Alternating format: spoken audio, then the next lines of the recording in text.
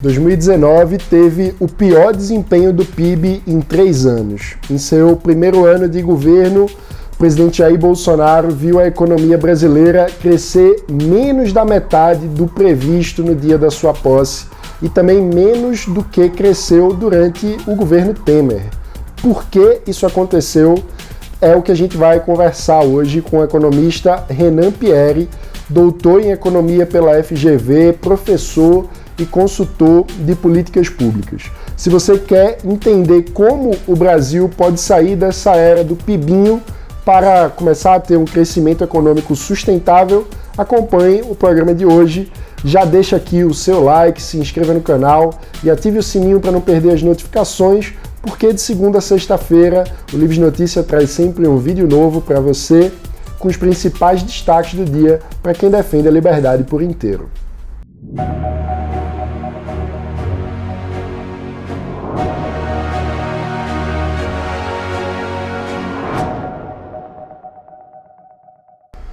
Antes de mais nada, eu queria lamentar a atitude do presidente Jair Bolsonaro ontem, porque num dia em que ele precisava responder às perguntas sobre o desempenho do PIB brasileiro em 2019, o presidente preferiu se esquivar enviando um humorista carioca, conhecido ex-integrante do programa Pânico, para distribuir bananas aos jornalistas, o que obviamente é um desrespeito aos profissionais da imprensa, mas não apenas isso, é também um desrespeito ao pagador de impostos que tem direito de ter prestação de contas por parte de seus governantes a respeito do desempenho do governo. É também tratar os assuntos sérios do país como piada, enfim, tudo isso é lamentável. Mas vamos à entrevista de hoje, porque o ponto é que no dia da posse do presidente Jair Bolsonaro, as expectativas oficiais para o crescimento da economia brasileira em 2019 eram de 2,53%. E os dados consolidados que foram divulgados ontem pelo IBGE mostram que, na verdade, o crescimento foi de apenas 1,1%, sendo o menor registrado desde o início da recuperação econômica após o desastre causado pelo governo Dilma. Sobre isso, a gente vai conversar agora com o economista Renan Pierre, professor da FGV. Renan, antes de mais nada, seja bem-vindo ao Livros Notícia e muito obrigado por aceitar conversar com a gente sobre esse assunto tão importante. E indo logo para a pergunta, por que o PIB cresceu abaixo das expectativas? Bom, primeiro, do ponto de vista científico, essa é a maior crise da nossa história e a gente não tem muito precedente para fazer algum tipo de estimação, análise econométrica, para prever com mais acurácia o que vai acontecer com o PIB. Então, nunca a gente errou tanto em economia na hora de estimar essas coisas, porque os modelos ainda não aprenderam que a gente está num novo momento de crescimento mais baixo. A minha principal hipótese, portanto, é de que se criou uma euforia sobre propostas de campanha e algumas delas não andaram. A principal que eu consigo pensar é o caso das privatizações.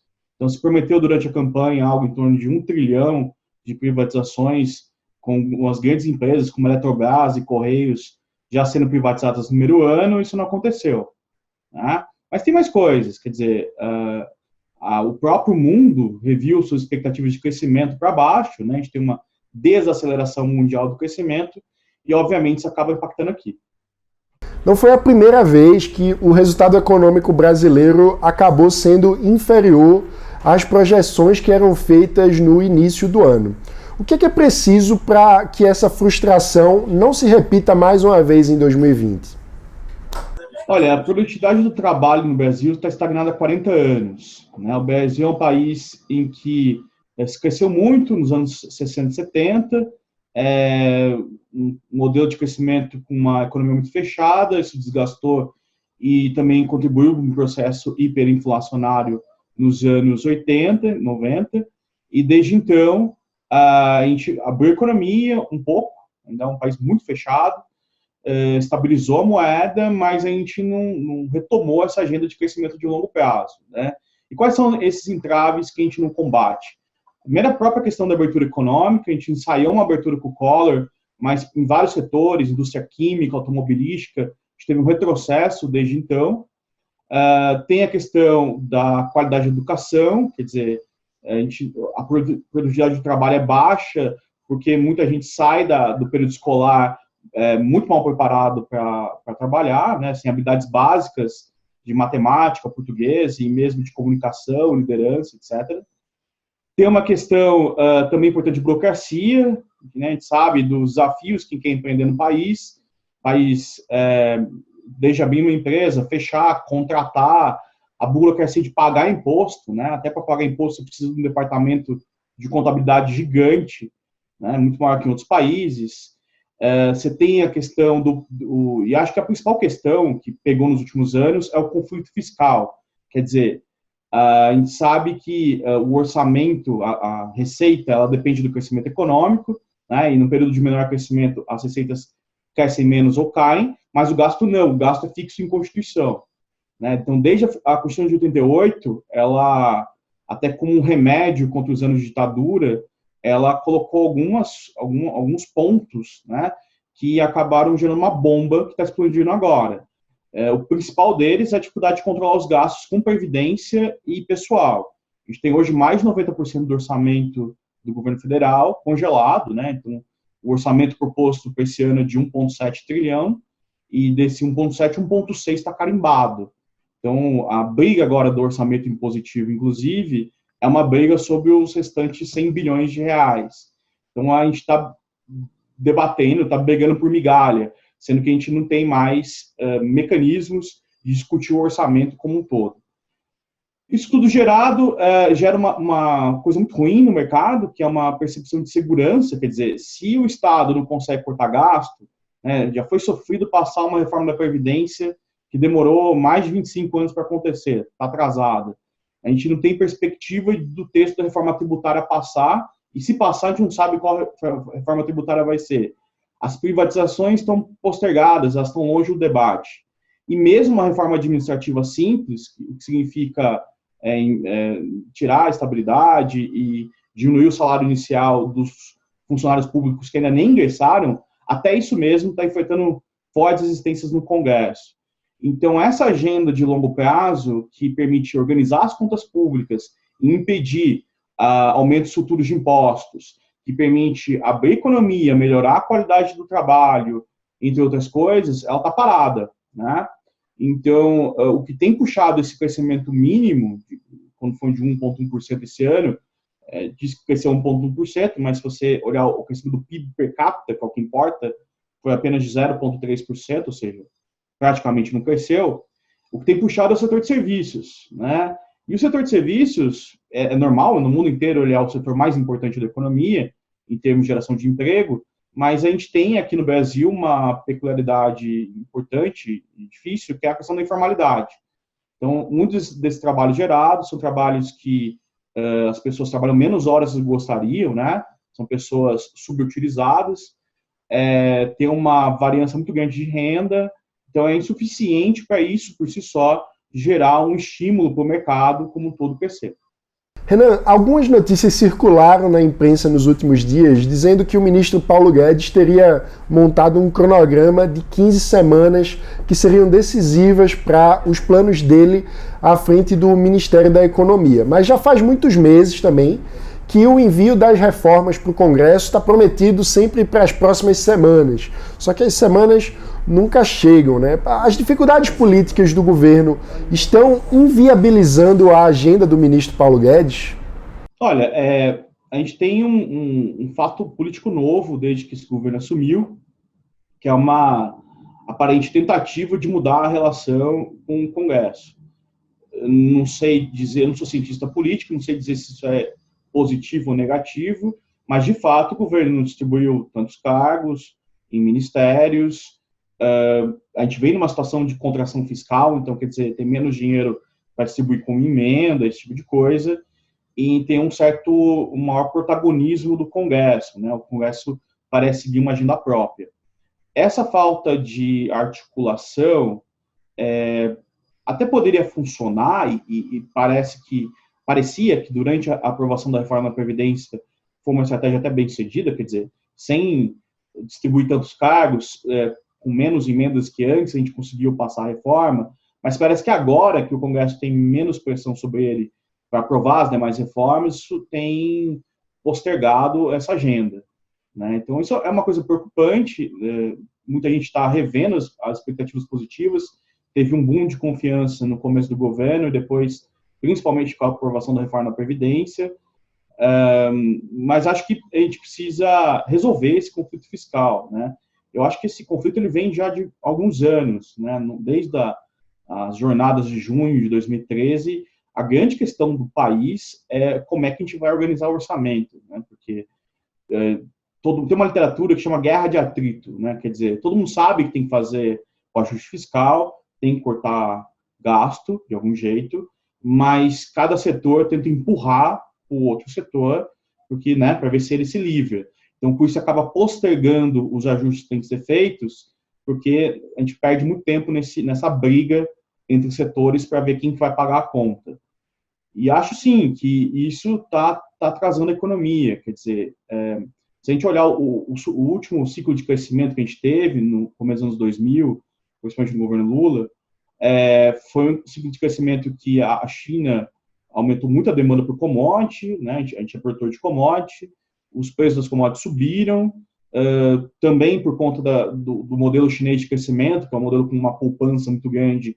A China inundou o mundo de capital barato, então aqui a gente tem uma demanda por capital muito grande, o país é pobre, então também estimulou o consumo. Então, por um lado, a agricultura gerando muita receita, por outro lado, o mercado de consumidor sendo estimulado.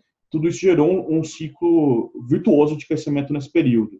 Isso acabou, quer dizer, as commodities não estão mais tão valorizadas, o capital está barato, mas também não tem incentivo para a produção por conta de perspectiva de demanda, e acabou a potência do governo de fazer estímulos de curto prazo, né, que seriam a política fiscal, quer dizer, gastar mais, né? O governo não tem capacidade nenhuma de aumentar gasto agora, né? A dívida já bateu em níveis perigosos, então, inflação, graças a Deus, no Brasil, a gente desenvolveu uma certa aversão à inflação alta, então o governo tem como usar política fiscal. Por outro lado, a política monetária também está ficando cada vez mais difícil. No mundo que os juros reais convergem para zero, né? Muita gente acredita em Selic a 3,5% no final do ano, não tem mais espaço para baixar juros. Quer dizer, então esses estímulos de curto prazo não funcionam mais.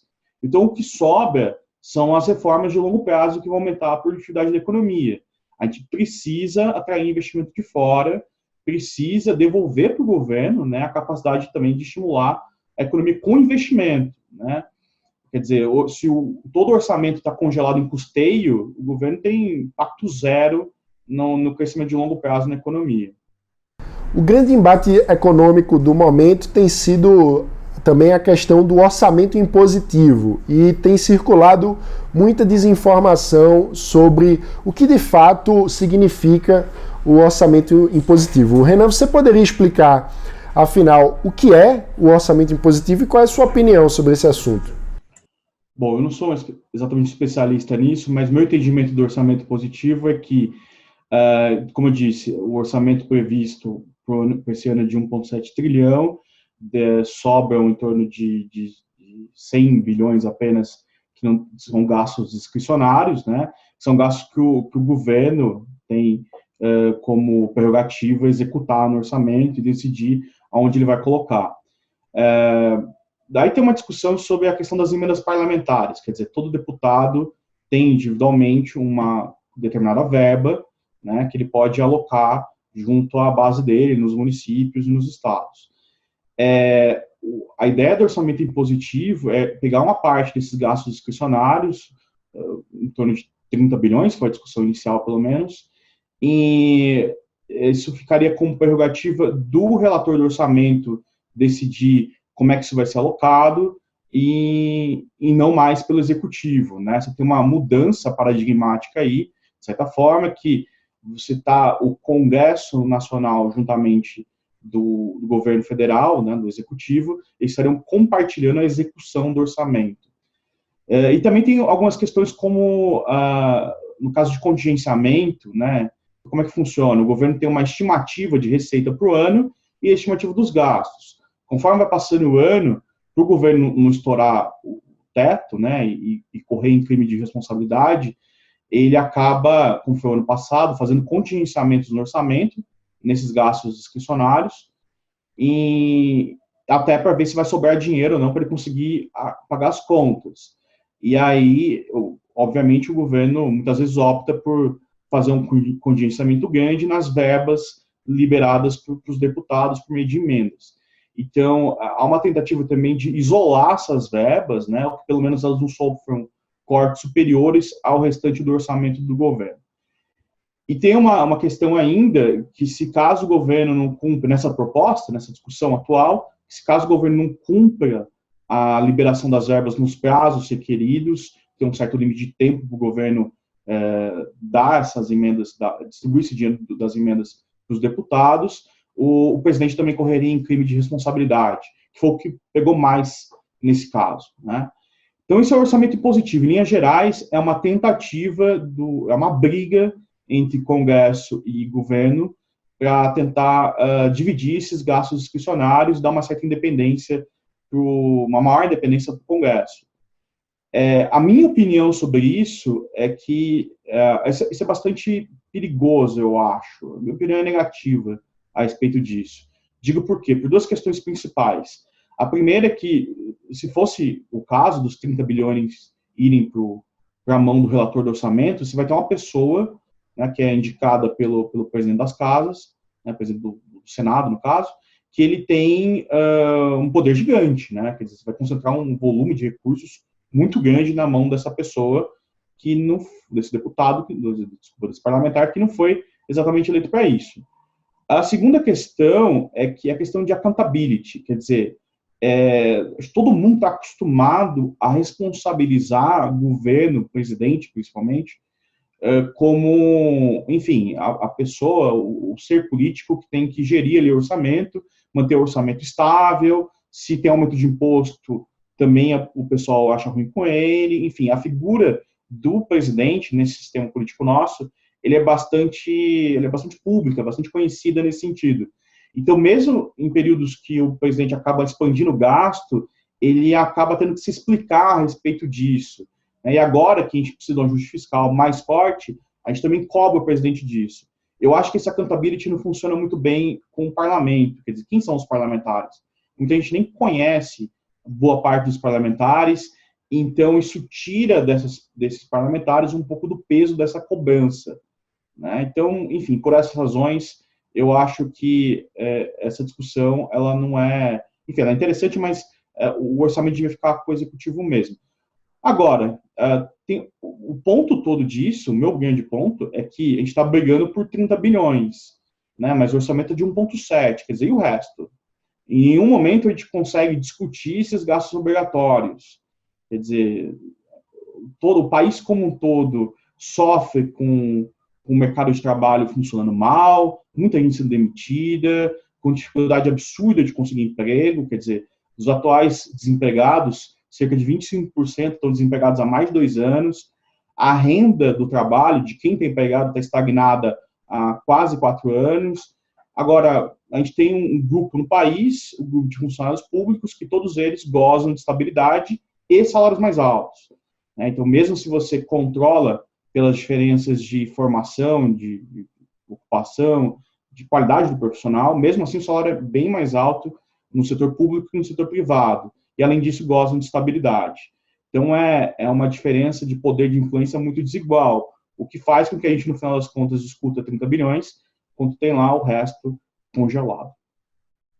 É isso aí. Muito obrigado, Renan. E agora vamos conferir as ações dos associados do Livres pelo Brasil. Esse é o momento do Giro Livres.